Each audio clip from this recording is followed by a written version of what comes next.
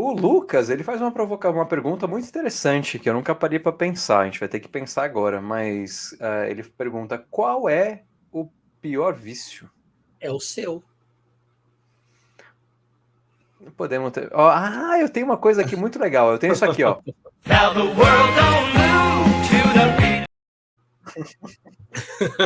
beat. Esquecido que eu tinha isso salvo aqui. É isso, né, cara? Para um alcoolista é o álcool, para um viciado em crack é o crack, para um autossabotador é a autossabotagem. O pior vício é sempre aquele que te desvia da tua essência. É o seu vício, cara. É esse que você tem que descobrir. Não adianta falar qual é o pior, é o álcool. Para quem?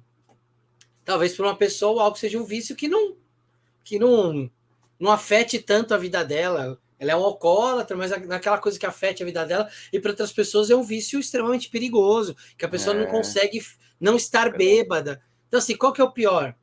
É a É por droga? É isso o que eu gosto álcool? de trabalhar com você. Você é muito bom, cara. Obrigado, cara. Não, Você, foi a resposta você muito boa, é também. muito reflexiva. Não, mas é boa, gostei. É Mas isso. é Qual é o isso, pior? cara. O que mais. É. Eu sei qual é o meu pior vício.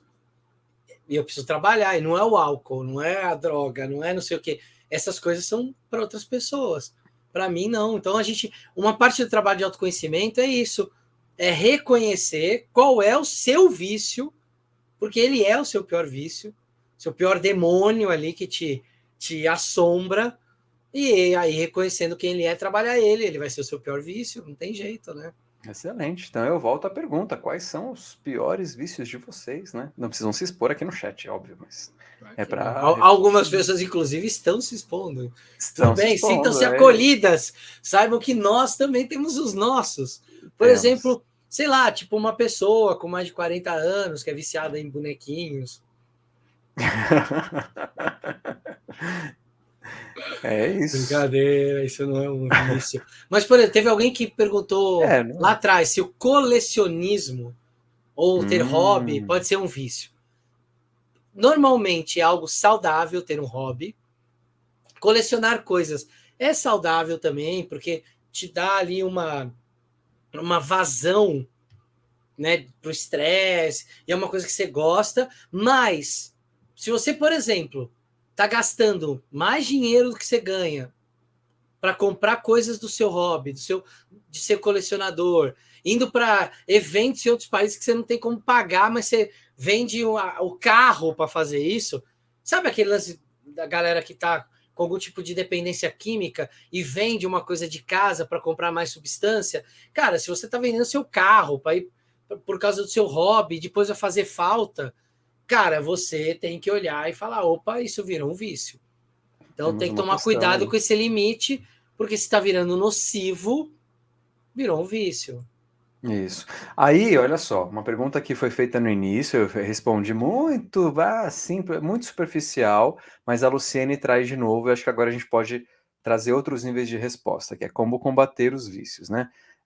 A gente está falando aqui o tempo todo de autoconhecimento, de expandir, de compreender, mas a gente tem os vícios que, assim, já passou, assim, a pessoa já está num nível que não tem mais como. A pessoa vive o vício o tempo todo. Como ela está falando, vende o carro, vende. Então, ou cria vários tipos de problemas de relacionamento e tal. Então, ter uma rede de apoio é muito importante em qualquer tipo de vício. Se você não tem uma rede de apoio familiar ou entre amigos, porque, puta, não, imagina, chegar pra uma rede de amigos que tá sempre na curtição e falar, porra, eu bato poeta pra cacete, não tô aguentando mais, vai ser um problema, ninguém vai te. Talvez, né? Tô aqui supondo.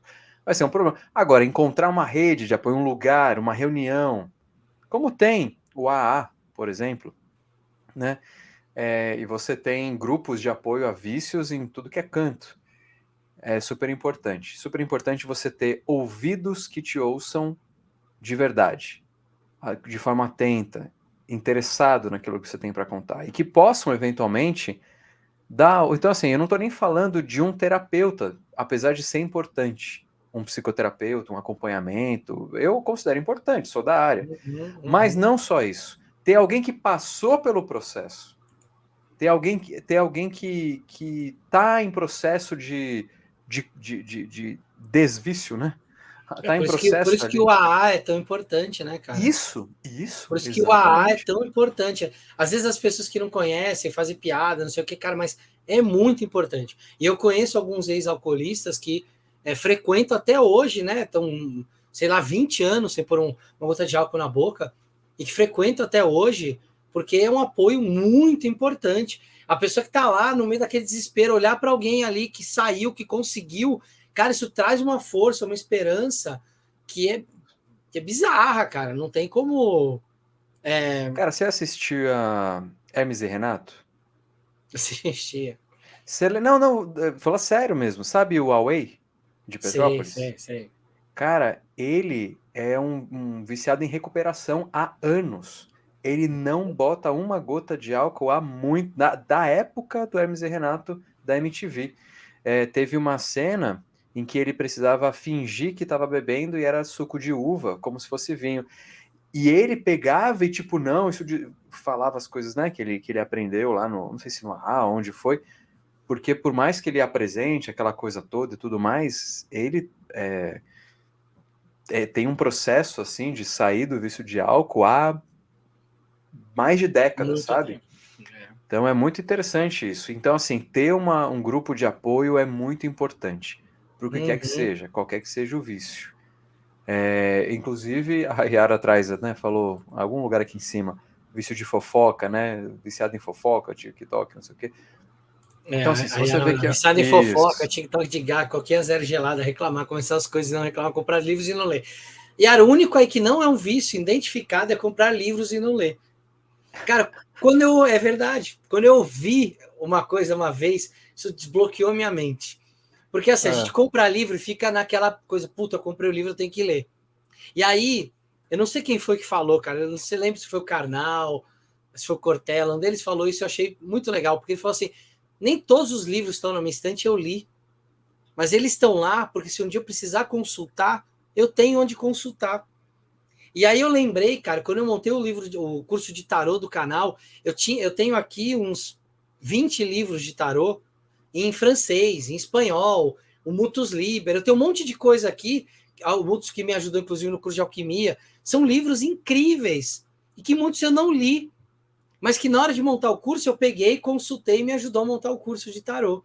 Então assim, não é um vício, e aí eu vou pegando esse gancho e pegando aqui a pergunta do Fernando, que ele mandou assim: no Catar, um argentino vendeu o carro para pagar a passagem para a Copa, sem ter como voltar. Tendo visto que o Léo disse é um vício, Fernando, isso é uma baita de uma irresponsabilidade.